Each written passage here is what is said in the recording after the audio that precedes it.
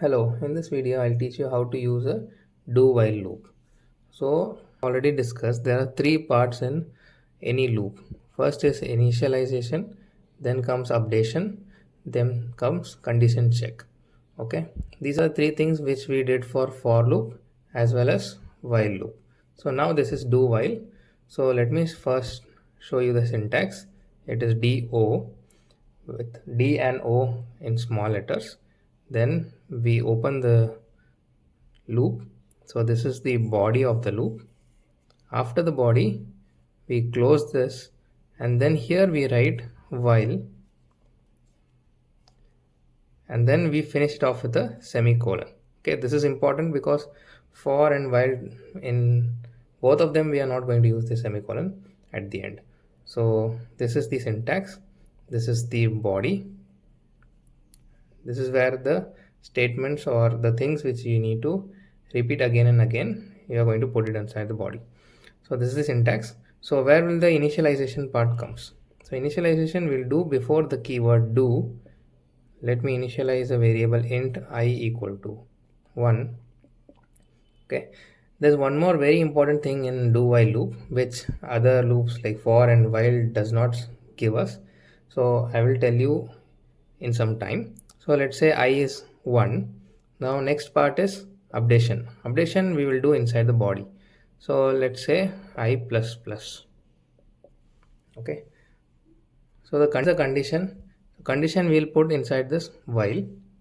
Going to tell while I is less than 10, we have to run this loop. So I is initially 1, so it will come inside the body. So this is where the tricky part, not the tricky part, this is something do while loop lets us do which for and while does not allow us to do. So here I is 1. Now it will go inside the do while loop without checking the condition first. Okay, in for or in while, first the condition is checked.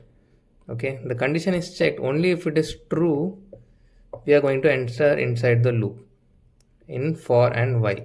But here, before checking the condition, even if the condition is false or true, it doesn't matter, it will enter the loop for the first time. Okay, only for the first iteration this will go inside the loop, and then it will, let's say here we wanted to print something.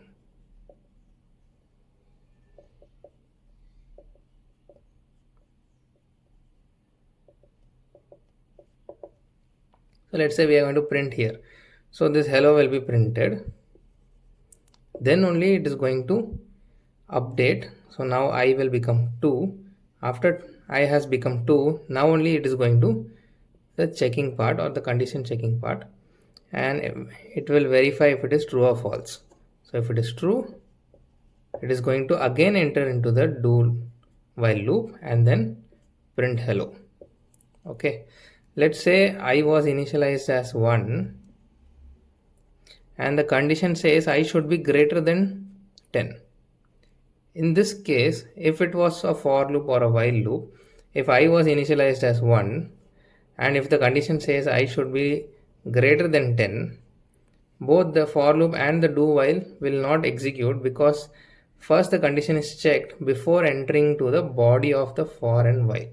Here I has been initialized as 1, it will enter the do while loop, it will print hello for one time, then it will come to updation, I will become 2, then only it is going to check if I is greater than 10 or not. In this case I is not greater than 10, so it is false.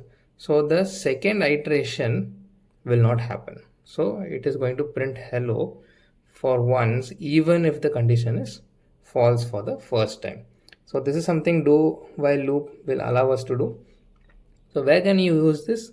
You can use it in a program where you do not know how many times the loop should run. Okay, you do not know how many times the loop should run. So in that case, first you will enter into the loop, you will do some actions.